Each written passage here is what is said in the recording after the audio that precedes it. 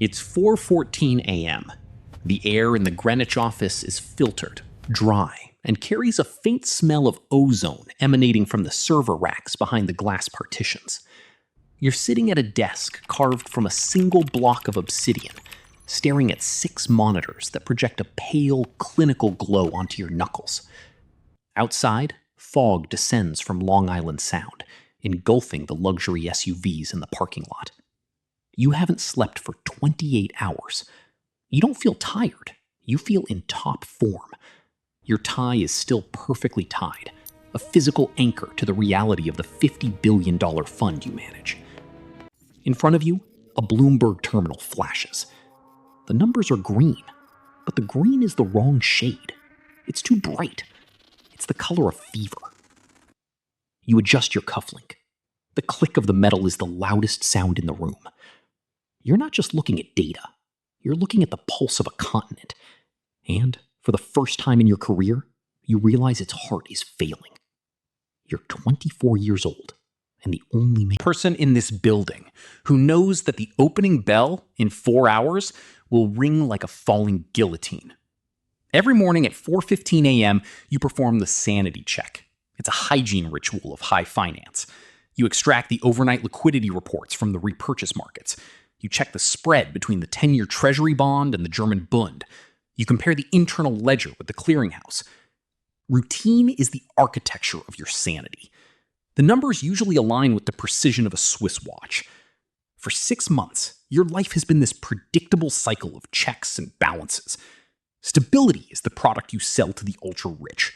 They don't pay for growth. They pay for the absence of surprises. You reach for the coffee. It's cold. Even so, you take a sip. The bitterness is comforting. You click the refresh button on the Asian debt cycle overlay. The chart loads. It looks perfect. Exactly as it did yesterday. And that's exactly why your stomach churns. In a world of what? Volatile human emotions and unstable geopolitics, perfection is a statistical impossibility. The stability on the screen is not a reflection of the market. It's a mask. You zoom in. You go through the summaries, the executive dashboards, and you arrive at the raw telemetry of trades executed in the final seconds of the Tokyo market close.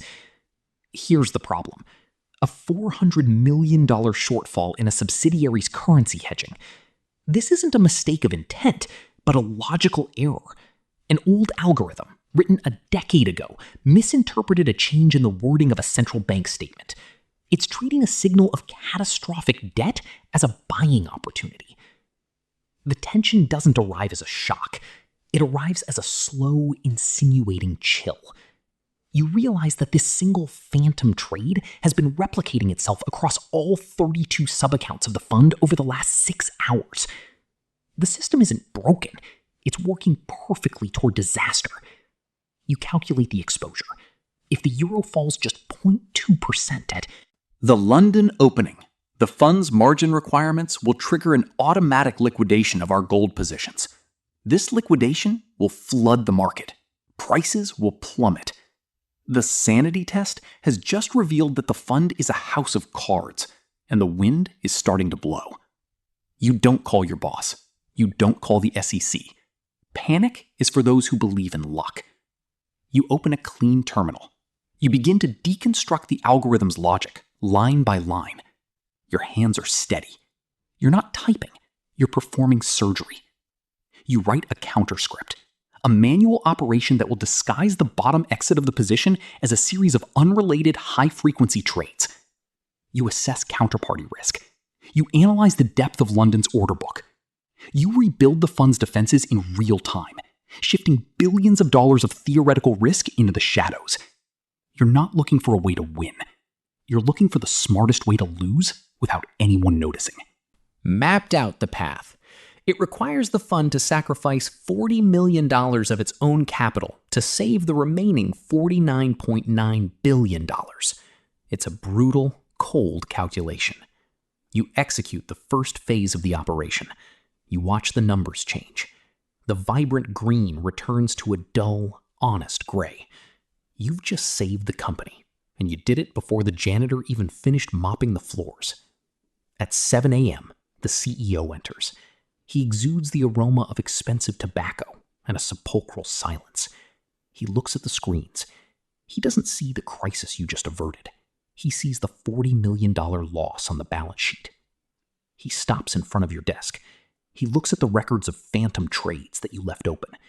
He's a man who lived through 3 market crises, and his eyes are like stone.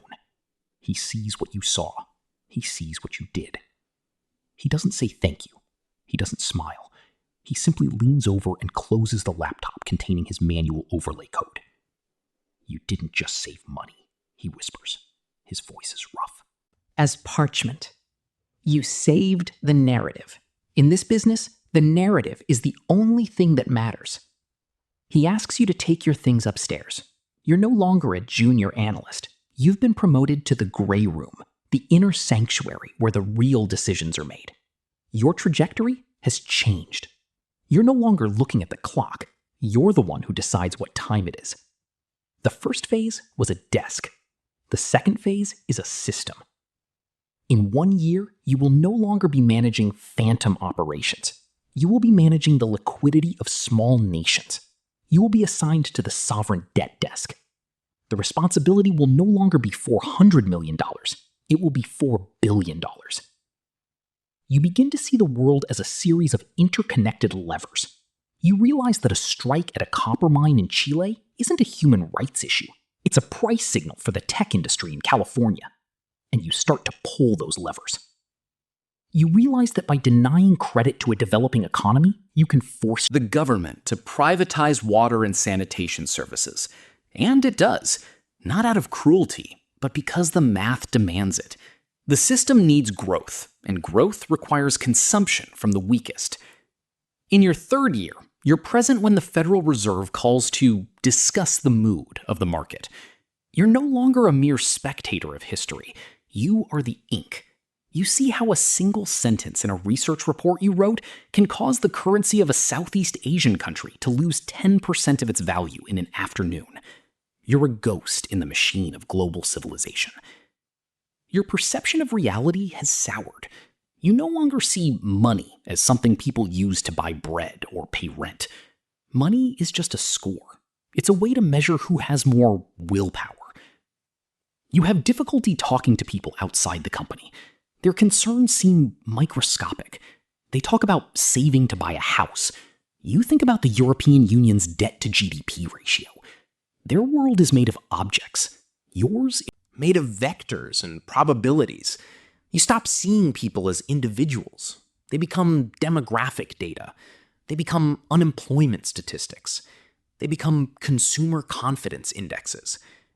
You realize that power isn't about having a big house or a fast car. It's about being the person who knows the secret before it becomes public. You feel a strange sense of detachment. You're 27 and you feel 500. You look at the ocean and you don't see beauty. You see a shipping lane. You look at a forest and you see a carbon credit. The world has been stripped of its magic and replaced by a spreadsheet. You once thought power was freedom. You were wrong. Power is a cage made of gold bars. The more influence you have, the less choice you have.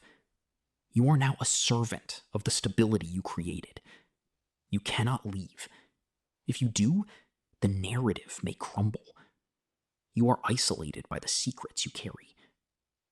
You spend your nights in 5-star hotels where the windows don't open. Everyone you know is trying to take advantage of you. Information, money, or a moment of your time. You are the most important person in the room, and you've never felt so alone.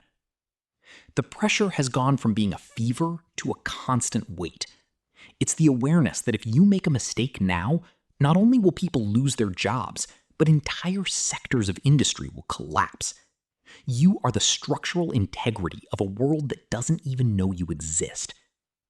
On a Tuesday in October, you execute a transaction that devalues the pound sterling. You do this to protect the fund's interests in a real estate portfolio. 6 months later, you see a news report. Thousands of people in northern England can't heat their homes because the cost of imported energy has skyrocketed. You see an elderly lady wearing a coat inside her living room. You look at her face on the screen. You don't feel guilt. You feel a cold, clinical recognition. She is the 0.2% you calculated 3 years ago when you... That Greenwich office. She is the consequence of the mathematics. The system worked. The fund remained stable. The price was simply paid by someone else. It's 4:14 a.m. You're back in the office. But now the office is yours. The desk is still obsidian. The fog is still dissipating over the strait. You look at the Bloomberg terminal. The numbers are green. The sanity check is perfect. But as you watch the screen, you notice a tiny, microscopic hesitation in the data. A 1 millisecond delay in the bond yield. Will it be just another phantom transaction? Or will it be someone like you? Someone young, ambitious, and invisible. Somewhere else in the world, trying to rewrite their story. You reach for your coffee.